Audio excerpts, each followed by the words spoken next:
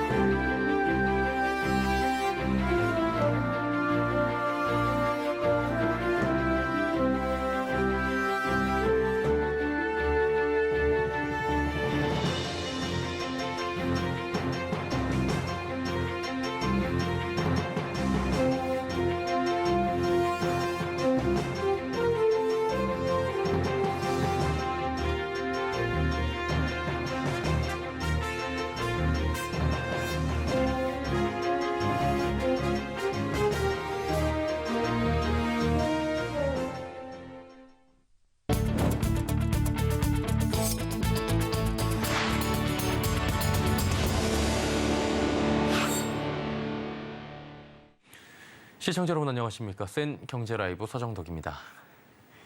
다음 달에 일기 신도시 특별법이 예고된 가운데 일산 재건축 추진을 위한 예산결산특별위원회 회의에서 느닷없이 예산 삭감이 논의되며 소란이 일었습니다. 안 그래도 더딘 재건축 사업 속도에 소가리를 하고 있던 일산 시민들의 항의가 빗발쳤다고 하는데요. 이지영 기자가 전해드립니다. 어젯밤 8시쯤 경기도 고양시청에 일산 지역 주민들이 찾아가고 시의회 의원들에게 문자 폭탄을 보내는 등의 소동이 있었습니다. 난데없이 일산 재건축 관련 예산을 전액 삭감하는 회의가 열렸기 때문입니다. 재건축 예산은 재건축 사업을 추진하기 위해 시에서 제공하는 예산입니다. 도시정비 기본계획을 수립하는 용역발주, 재건축 사업 컨설팅, 자문수당 등에 사용하기 위해 현재로선 26억 원이 가장 유력한 예산안으로 거론되고 있는데 이 예산이 없으면 사실상 재건축을 추진하기 어렵습니다. 고양시는 최근 일산 신도시 재건축을 빠르게 추진하기 위한 방안으로 토론회를 개최했고 다음 달엔 일기 신도시만을 위한 특별법 공개도 앞두고 있는데 갑작스런 예산안 삭감에 주민들은 황당하다는 입장입니다. 예산 삭감 회의가 열린 배경은 정치권 이슈로 알려졌습니다. 고양시청 이전 등 여러 사안에 대한 여야 간 알력 다툼에 일산 재건축 사업이 불똥을 맞은 겁니다.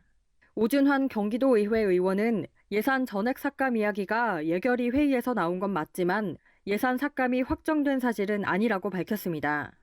제가 여러 의원님들께 전화로 맞는 사실입니까? 여쭤봤더니 몇몇 의원님들의 개인적인 생각이지 당론이나 이렇게 정해져서 그거를 밀어붙이거나 한 것은 아니다. 한편 이 사안에 대한 결론은 오는 20일 결정될 예정입니다. 한 시의회 의원은 재건축 추진 예산이 삭감 안건에 올라와 있는 건 맞지만 삭감이 구체화되지 않은 채로 정지돼 있는 상태라며 앞으로 상황을 더 지켜봐야겠지만 1순위로 날려야 하는 예산은 아닐 것으로 예상한다고 말했습니다. 서울경제TV 이지영입니다. 법무부의 전자발찌 관리 대상자 중 다수가 배달라이더로 활동하고 있다는 사실이 알려지며 소비자들의 불안감은 커지고 있습니다. 업계가 소비자 보호를 위한 조치에 나서고 있는데 민간 기업의 약관 개정으로는 한계가 있다는 지적이 나옵니다. 이호진 기자입니다. 배달의 민족은 다음 달 14일부터 성범죄, 마약 전과가 있는 강력범죄 전과자가 배달을 할 수 없도록 약관을 개정하겠다고 발표했습니다. 전자발찌 착용자 다수가 배달라이더로 일하는 것이 알려지면서 소비자들의 불안감이 커진 데 따른 조치입니다. 하지만 현행법상 배달의 민족은 배달원의 범죄 경력을 조회할 수 있는 권한이 없어 사실상 배달원의 양심에 맡겨야 하는 상황입니다. 소비자들의 불안감을 잠재우는 장치일 뿐 실제 범죄 예방 효과를 기대하긴 어려운 셈입니다. 현재 성범죄 등 강력범죄를 저지른 사람은 불특정 다수와 대면하는 업종으로의 취업이 제한되고 20년 동안 화물운송 종사 자격증을 취득할 수 없어 택배 기사로도 일할 수 없습니다. 반면 오토바이와 같은 이륜차를 이용하는 배달에는 별도의 자격증이 필요하지 않아 불특정 다수와 접촉하는 업종임에도 특정한 제한 사항이 없습니다. 이러한 허점을 메꾸기 위해 생활물류서비스 산업발전법 일부 개정 법률안 등 4건의 법안이 발의됐지만 2년 넘게 국회에 계류 중입니다. 성범죄 및 강력범죄 전력이 있는 자들이 배달업 종사자가 될 수 없도록 하는 생활물류서비스법 개정안을 대표 발의했습니다. 해당 법안을 조속히 통과시켜 국민의 안전을 보장해야 합니다. 배달 대행업에도 강력범죄와 성범죄자의 취업을 제한해야 한다는 목소리는 꾸준히 제기돼 왔습니다. 지난 2020년 10월 관련 청원이 올라와 3만여 명이 동의했고 그 다음 해 국민권익위원회가 전과자의 배달 대행업 취업을 금지할 필요가 있다는 정책 제안을 밝힌 바 있습니다. 국민 안전과 관련된 문제임에도 민간 기업에 비해 한참 더딘 국회의 움직임에 아쉬움이 남습니다. 서울경제TV 이호진입니다. 이복현 금융감독원장이 오늘 은행장들과 만난 자리에서 기업들이 고금리 부담을 덜어낼 수 있도록 지원을 또다시 당부했습니다. 유동성 위기를 겪고 있는 기업에 지원할 수 있는 프로그램을 마련해달라는 건데요. 기업 부실 우려가 높아진 상황 속 은행권도 적지 않은 부담이 될 수 있을 것으로 보입니다. 김미연 기자입니다. 이복현 금감원장이 오늘 서울 중구은행회관에서 17개 국내은행 은행장과 간담회를 열고 기업 금융 지원에 대해 언급했습니다. 이 원장은 많은 중소기업들이 대내외 경기 둔화와 원자재 가격 상승 및 고금리 부담 등으로 경영상의 애로를 겪고 있다고 말했습니다. 금감원은 벌어들인 돈으로 이자도 내지 못하는 한계 기업의 비중이 2021년 14.9%에서 지난해 18.6%로 최근 매년 늘고 있다고 밝혔습니다. 이 원장은 기업들이 현재 어려운 경제 상황을 극복하기 위해선 은행권의 역할이 매우 중요하다고 했습니다. 중소기업은 대기업에 비해서 자금 시장에서의 직접 자금 조달이 어렵기 때문에 대출 기관으로서의 차주인 개별 기업의 상황을 가장 잘 알고 계시는 은행의 역할이 매우 무엇보다 중요하다고 할 것입니다. 구체적으로는 은행권이 만기 연장, 상환 유예, 금리 인하, 경영 컨설팅 등 다양한 맞춤형 자체 지원 프로그램을 운영해 줄 것을 요청했습니다. 특히 일시적 유동성 위기를 겪는 기업이 고금리 부담으로 부실화되지 않도록 기업의 상황에 맞는 금리 지원 프로그램을 적극 마련하고 운영해달라고 했습니다. 이복현 원장은 지난해 9월 은행장들과 만난 자리에서도 같은 요청을 한 바 있습니다. 걱정스러운 건 치솟은 대출금리 등 영향으로 기업의 신용 위험은 올해 더 높아질 것으로 보이는 상황. 한국은행 조사 결과 대기업의 신용 위험 지수는 지난해 4분기 22에서 올 1분기 25로 높아졌고 중소기업도 39에서 42로 올랐습니다. 신용 위험 지수가 높을수록 빚을 갚지 못할 위험이 커진다는 뜻입니다. 올해 어려운 경기 속 기업들의 방파제 역할을 떠맡은 은행들은 잠재 부실에 대한 철저한 리스크 관리도 숙제로 남아 있어 어깨가 무거울 전망입니다. 서울경제TV 김미연입니다. 지난 하반기에 이어 올 1분기에도 국내 은행들이 대출 문턱을 낮출 것으로 보입니다. 그런데 치솟는 금리로 신용 위험 지수가 사상 최고 수준을 기록하며 우려의 목소리도 함께 커지고 있다고 하는데요. 민세원 기자입니다. 국내 은행은 금융기관 간 경쟁 심화로 올 1분기 기업과 가계대출 문턱을 모두 낮출 것으로 전망됩니다. 한국은행이 오늘 발표한 금융기관 대출행태 서베이에 따르면 1분기 국내 은행의 대출 태도 지수가 13으로 집계돼 지난 하반기에 이어 양수로 나타났습니다. 대출 태도 지수가 양수면 대출 장벽을 완화하겠다는 것을 의미합니다. 다만 가계와 기업의 신용 위험은 계속해서 악화되고 있어 우려의 목소리가 커지고 있습니다. 실제로 비은행 금융기관의 연체율은 1년 사이 저축은행을 중심으로 모든 업권에서 오른 상황입니다. 계속되는 기준금리 인상 속에서 가계와 기업들의 이자 부담이 늘어나면서 한계 상황에 도달한 것으로 해석됩니다. 여기에 대내외 경제 여건의 불확실성까지 더해져 상황은 더 어려워진 것으로 보입니다. 문제는 앞으로도 신용 위험은 더 커질 것으로 예상된다는 겁니다. 1분기 대기업 신용 위험 지수는 25, 중소기업은 42로 각각 전분기보다 3포인트 올랐습니다. 특히 같은 기간 가계 신용 위험 지수는 39에서 44로 5포인트 높아졌습니다. 이는 2003년 이후 19년 6개월 만에 가장 높은 수준입니다. 올해 한은은 금융통화위원회에서 긴축 기조를 유지하겠다고 밝힌 만큼 최소 한 차례 금리 인상이 예견된 상황.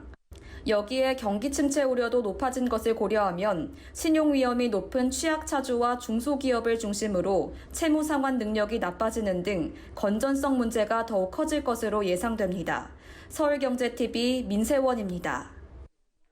현대자동차가 D56 코나를 공개했습니다. 5년 만에 2세대 신형 모델을 내놓으며 중형 SUV 수준에 버금가는 상품성을 확보했다는 평가입니다. 장민선 기자입니다.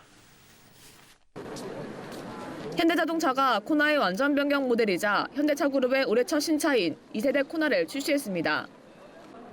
지난 2017년 6월 코나를 첫 출시한 후 5년 만에 2세대 신형 모델을 내놓은 겁니다. 2세대 코나에는 현대차의 차세대 시그니처 라이팅 디자인인 수평형 LED 램프와 볼륨감 있는 전면 상단부를 조화해 미래지향적인 이미지를 구현했습니다.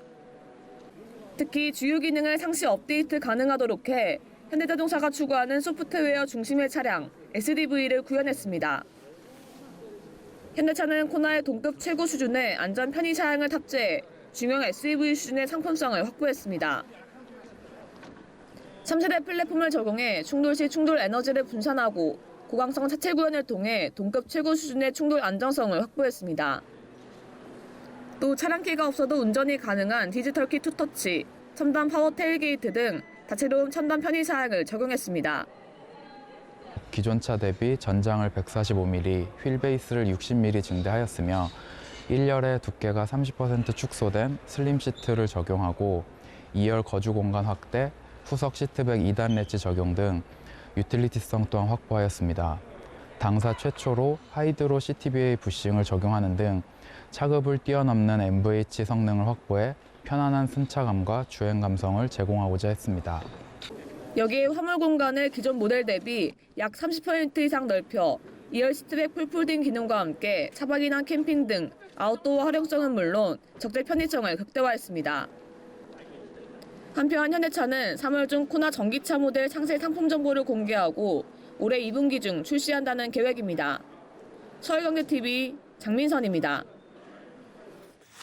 우리금융지주가 다올 인베스트먼트 매각을 위한 우선 협상자로 지정됐습니다. 비교적 타 금융지주들에 비해 비은행 사업 부문이 약한 우리금융이 이번 인수를 토대로 인수합병에 본격 시동을 걸었다는 해석이 나오는데요.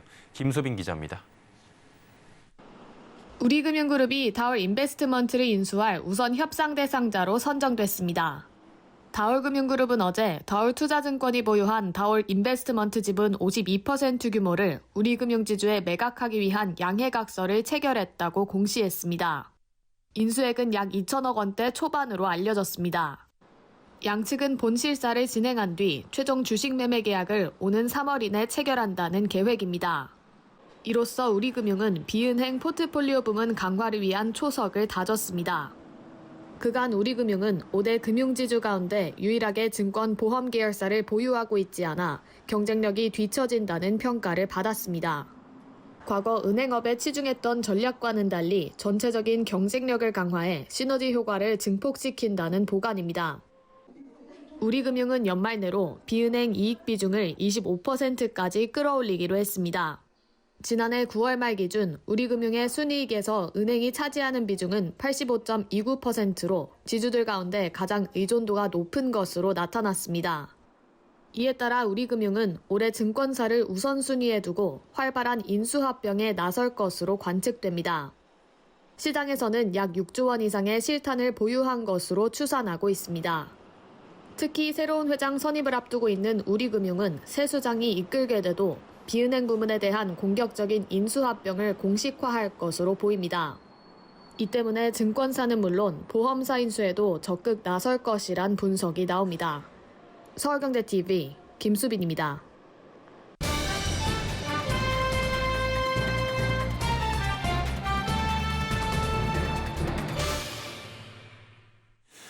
글로벌 경기가 악화되면서 우리 산업 전반적으로 부진한 흐름을 이어갔고요. 지금도 이어가고 있습니다. 그런데 이러한 분위기와는 정반대로 정유업계는 역대급 호실적에 1000%가 넘는 성과급을 지급하기도 했다고 합니다. 자, 그렇다면 올해의 전망은 어떤지 성낙윤 산업일부 기자와 이야기 나눠보도록 하겠습니다. 어서 오세요. 안녕하세요. 예, 정유업계가 굉장히 좋았다고 하던데 실제로 어느 정도였습니까? 네, 이 정유사들의 지난해 실적은 2021년 대비 대폭 상승했습니다. 예. 연결 기준으로 현대오일뱅크의 지난해 3, 4분기 누적 영업이익은 2조 7,770억 원인데요. 2021년 동기보다 226% 증가한 수치입니다. SK이노베이션, S오일, GS칼텍스의 지난해 3, 4분기 누적 영업이익은 각각 4조 6,822억 원, 3조 5,656억 원, 4조 309억 원 수준입니다. 이 또한 전년 같은 시기와 비교하면 각각 160%, 103.8%, 186% 급증한 수치입니다. 게다가 지난해 4, 4분기에도 러시아 우크라이나 전쟁 장기화 여파로 겨울철 난방 수요 등이 늘어나면서 호실적을 거둘 것으로 전망되고 있습니다. 금융정보업체 FN가이드에 따르면 지난해 4, 4분기 영업이익은 SK이노베이션이 9,031억 원, S오일은 전년보다 79.7% 늘어난 7,032억 원으로 예측됐습니다. 지난해 1분기에서 3분기까지만 봐도 이미 2021년 수준을 훨씬 뛰어넘는데 지난해 4분기 실적까지 합하면 정유사들의 작년 실적은 그야말로 역대급 수준을 달성할 것으로 전망됩니다. 예, 그러니까 한마디로 지난 3분기까지 기준으로 잡으면 이제 많게는 200%, 뭐 적게 보면 100% 이상 대폭 늘어났다는 건데요. 4분기까지 합치면 실적은 뭐 더욱 좋아질 것으로 보입니다. 성과급은 그렇다면 뭐 어느 정도씩 되는 겁니까? 네, 대략 퍼센테이지로 말씀을 드리자면 이 현대오일뱅크는 지난해 말에 전 임직원들에게 2022년 성과급으로 월 기본급의 1000%를 지급했습니다. 예. 2021년 성과급과 비교했을 때 400%포인트 급등한 수준입니다. SK이노베이션은 2021년 성과급으로 기본급의 1000%를 지급했었는데 이번에는 그 이상을 지급할 것이란 전망입니다. 2021년 성과급은 일정 수준으로 제한하고 대신에 이 자사주를 추가로 지급한다는 기대감 섞인 목소리도 나오고 있습니다. 2021년 성과급으로 각각 기본급의 1,400%, 1,000%를 지급한 S오일과 GS칼텍스도 실적이 향상된 점을 감안하면 이번에도 푸짐한 성과급을 기대해도 좋다는 목소리도 나옵니다. 경기 불황이 이어지던 지난해 산업 전반의 분위기를 감안해 봤을 때 타 업군 대비 굉장히 높은 수준의 성과급이 지급됐다고 볼 수 있는 겁니다. 예, 뭐 실적 좋으니까 장사 잘했고요. 성과급을 지급한다, 뭐 이렇게 되는 것 같아요. 그런데 이제 초과 이윤세라고 하죠. 횡재세를 물려야 한다. 이러한 목소리도 일각에서 나온다고 하는데 이 부분은 뭡니까? 네, 이 정유업계 구성원들이 타 업군에 비해서 많은 성과급을 받는다는 소식이 전해지면서 또다시 횡재세를 도입해야 한다는 지적이 나오고 있습니다. 네. 횡재세가 필요하다고 주장하는 쪽에서는 고물가 등 어려운 경기에 많은 국민들이 피해를 보고 있는데 정유사들은 고유가로 이득을 받기 때문에 횡재세 도입이 정당하다는 입장입니다. 반면 정유업계는 억울하다고 말하고 있습니다. 상대적으로 낮은 가격에 들어온 원유를 정제해서 고가에 판매하면 마진이 남기 때문에 고유가 시대의 정유사들의 이익은 자연스레 늘어날 수밖에 없기 때문입니다. 대신 반대로 저유가 시대에는 정유사들은 손실을 볼 수밖에 없는 구조입니다. 실제로 산유국들의 무분별한 증산 경쟁이 한참이던 지난 2020년의 경우 정유사들은 기록적인 영업 손실을 기록한 바 있습니다. 경기 흐름에 따라 이득을 볼 수도 손해를 볼 수도 있는데 호실적을 올렸다고 본인들 배만 불렸다는 지적은 온당치 않다는 겁니다. 예. 그럼 이제 올해 실적이 어떤지가 궁금한데요. 뭐 올해도 역시나 역대급 실적이 나오는지 이 부분 궁금한데 어떻습니까? 네, 이 고공행진하던 유가가 진정세를 보이고 그렇죠? 있는 만큼 예. 지난해만큼은 아니지만 흑자 기조를 이어갈 수 있을 것으로 전망됩니다. 오늘 정유업계에 따르면 지난해 12월 넷째 주 기준 싱가포르 복합 정제 마진은 배럴당 10.5달러를 기록했습니다. 통상 이 정제 마진은 4달러에서 5달러를 손익분기점으로 봅니다. 정제 마진이 손익분기점을 상회하는 만큼 시장에서는 올 1분기 정유사들이 이익을 낼 수 있을 것으로 전망하고 있습니다. 수익성 자체는 지난해보다 줄어들 것으로 예상하고 있습니다. 증권업계 관계자는 수익성의 지표로 볼 수 있는 정제 마진이 지난해 4분기 대비 올 1분기는 10%가량 감익됐다며 전년 대비 올해 연간 영업이익은 다소 감소할 수 있다고 분석했습니다. 일각에서는 정제마진과 별개로 유가가 하락한다면 이 재고평가 손실이 발생할 수 있다는 목소리가 나옵니다. 일정 부분 수익성이 악화할 수 있다는 우려의 목소리인 겁니다. 높은 가격으로 기름을 사왔다가 낮은 가격에 팔게 되면 그만큼 손실이 발생할 수밖에 없다는 겁니다. 관계자 이야기 들어보겠습니다. 제가 비싼 기름을 받아와가지고 재고를 보유하고 있다가 유가가 떨어진다면, 그리고 아마 떨어지겠죠. 왜냐면 1, 2, 3분기 때 워낙에 높았으니까. 근데 그게 반대로 적용될 수도 있어서. 예, 정유업계 지난해 실적들, 성과금 얘기 그리고 올해 전망들까지 짚어봤습니다. 성나균 기자였습니다. 고맙습니다. 감사합니다.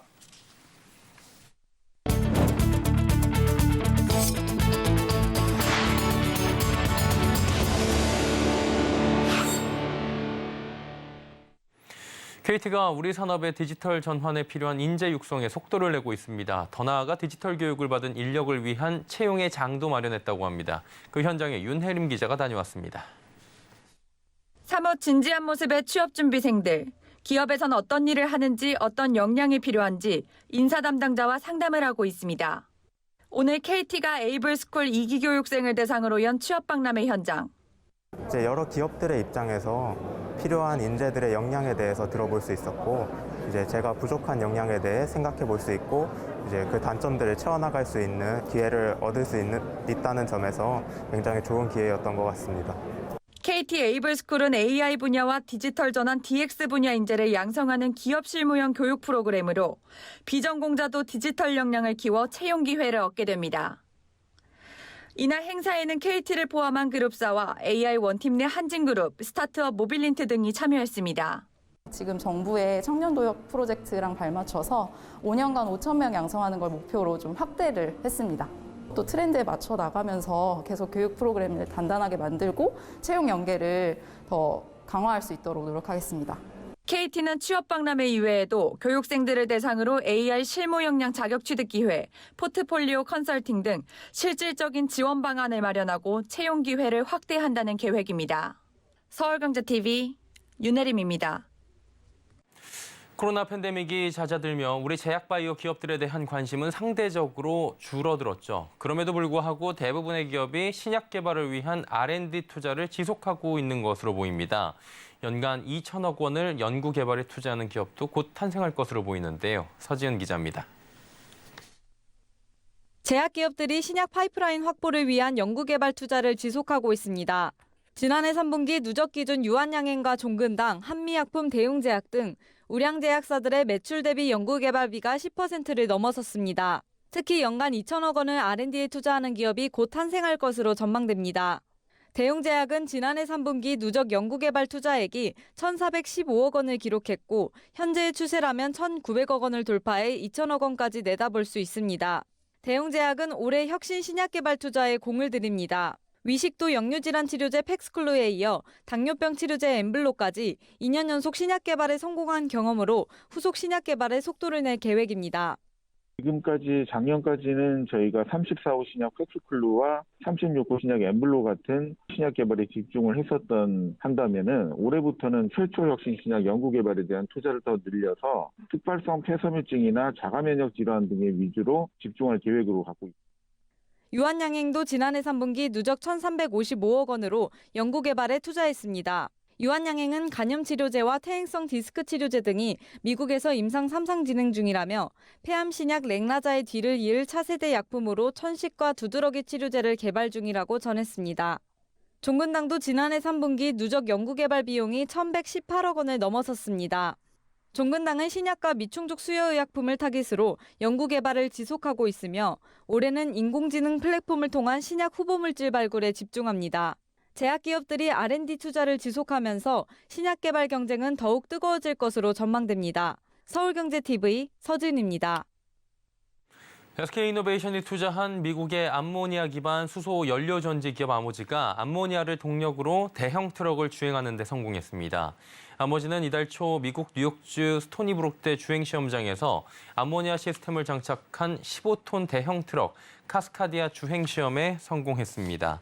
대형 차량을 암모니아로 탄소 배출 없이 주행한 건 이번이 처음인데요.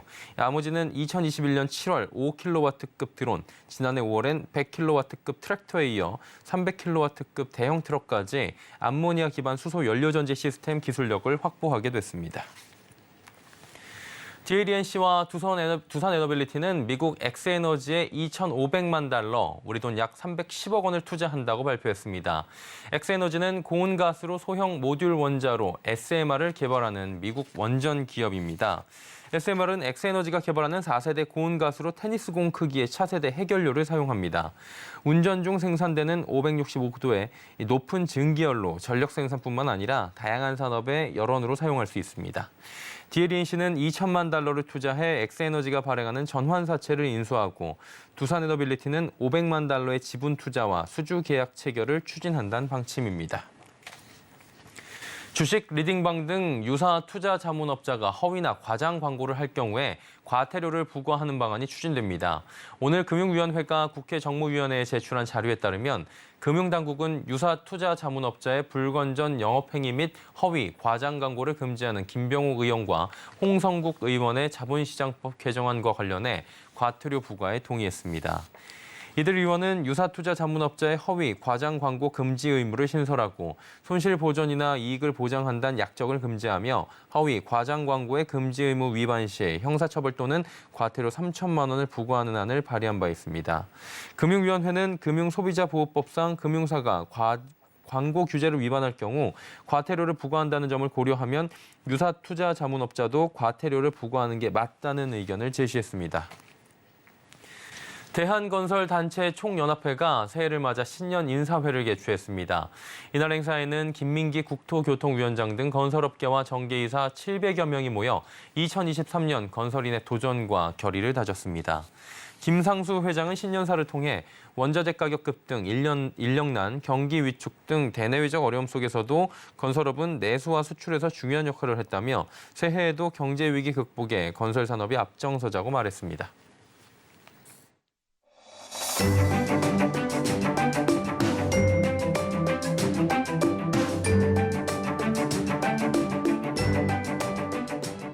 안녕하세요. K웨더 라이프스타일 예보 박성훈입니다.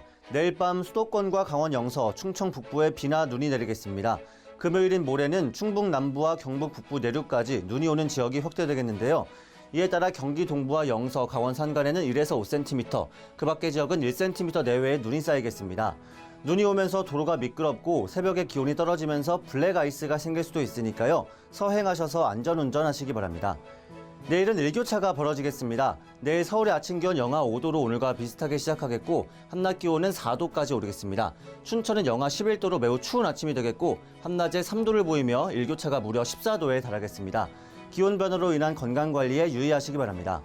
한편 내일부터 모레까지 전국이 황사의 영향을 받겠습니다. 야외에서는 보건용 마스크를 꼭 착용하시기 바랍니다. 다음은 자세한 내일 날씨입니다. 중부지방 대체로 맑다가 낮부터 흐리겠고 밤에는 수도권과 영서, 충청 북부에 비나 눈이 내리겠습니다. 아침 기온 서울 영하 5도, 대전 영하 8도로 시작해 한낮에는 4도까지 오르겠습니다. 동해안 지방 하늘에 구름 조금 있겠습니다. 아침 기온 속초와 강릉 영하 5도 보이겠고 한낮 최고 기온은 속초 5도, 강릉은 6도가 예상됩니다. 남부지방 대체로 맑겠고 제주는 구름 많겠습니다. 전주와 대구 영하 4도로 아침을 시작하겠고 한낮에는 광주 7도, 부산 8도, 제주는 10도를 보이겠습니다. 서해는 흐려져 비가 내리겠고 남해와 동해는 구름 많겠습니다. 물결은 전해상 잔잔하게 일겠습니다. 금요일 경기 동부와 강원 영서, 경북 북부와 충북에는 눈이 내린 후 개겠습니다. 한편 토요일 서울의 최저기온이 영하 11도를 보이며 매우 춥겠습니다. 날씨였습니다. 생경제 라이브 저희가 준비한 소식은 여기까지입니다. 편안한 저녁 시간 보내시길 바랍니다. 고맙습니다.